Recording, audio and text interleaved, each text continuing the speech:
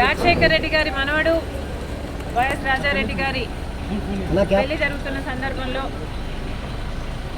చాలామంది ఇన్వైట్ చేస్తున్న రాజకీయ నాయకుల్ని, అందులో భాగంగానే చంద్రబాబు గారిని కూడా పెళ్లికొచ్చి వాళ్ళని ఆశీర్వదించాలని కోరడం జరిగింది.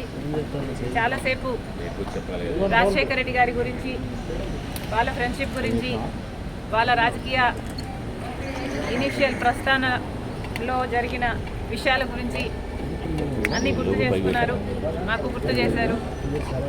చాలాసేపు మాట్లాడాం, చాలా సంతోషం అనిపించింది.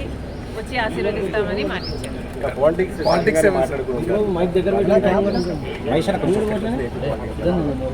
లేదమ్మా, యాక్చువల్లీ మోస్ట్లీ రాజశేఖర రెడ్డి గారి గురించే ఆయన ప్రస్తావించారు.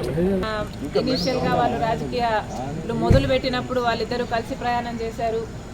పొద్దున్న నుంచి సాయంత్రం వరకు వాళ్ళు కలిసే ఉన్నారు, జీప్లలో కలిసి తిరిగారు.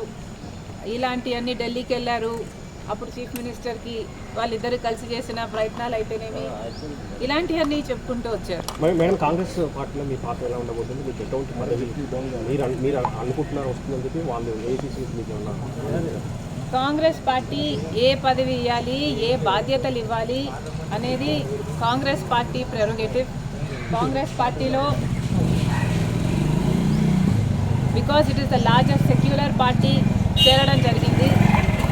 రాహుల్ గాంధీ గారు ప్రధానమంత్రి అయితేనే మన దేశానికి మంచి జరుగుతుందని, కమ్యూనల్ వైలెన్స్లు తగ్గుతాయని రాజశేఖర రెడ్డి గారే రాహుల్ గాంధీని ప్రధానమంత్రిని మనస్ఫూర్తిగా చేసుకోవాలి అనుకున్నారు. కాబట్టి అదే జరగాలి, అది జరిగితేనే మన దేశానికి మంచి జరుగుతుంది అని చేరడం జరిగింది. ఇంకొకసారి చేరిన తర్వాత వాళ్ళ చేతుల్లో మనం పెట్టుకున్న తర్వాత వాళ్ళు ఎలా ఆదేశిస్తే అది నమ్మకంగా చేయాల్సి ఉంటుంది. ఈ అన్ని రాజకీయాలు ఎట్లా డెవలప్ అవుతాయి, నాకు ఏ బాధ్యతలు ఇస్తారు అన్న దాని మీద డిపెండ్ అయి ఉంటుంది. So we should all wait and see.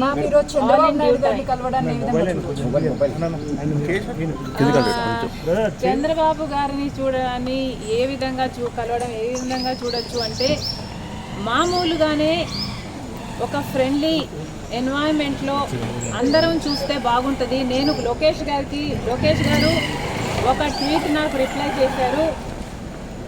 ఆ సందర్భాన్ని కూడా రాజకీయంగా చూడకండి. చంద్రబాబు గారికి ఒక క్రిస్మస్ కేక్ మాత్రమే పంపడం జరిగింది. ఒక కేకే కదండి, ఆ కేక్ క్రిస్మస్ కేక్. అంటే మేడం ఇప్పుడు మేడం ఈ చర్చ అంటే ఏంటంటే, లెట్ మీ ఫినిష్. ఆ కేక్ కూడా మేము ఒక చంద్రబాబు గారికే పంపలేదు, ఇక్కడ కేటీఆర్ గారికి, కవిత గారికి, హరీష్ రావు గారికి, ఇట్లాంటి వాళ్ళకు కూడా పంపడం జరిగింది.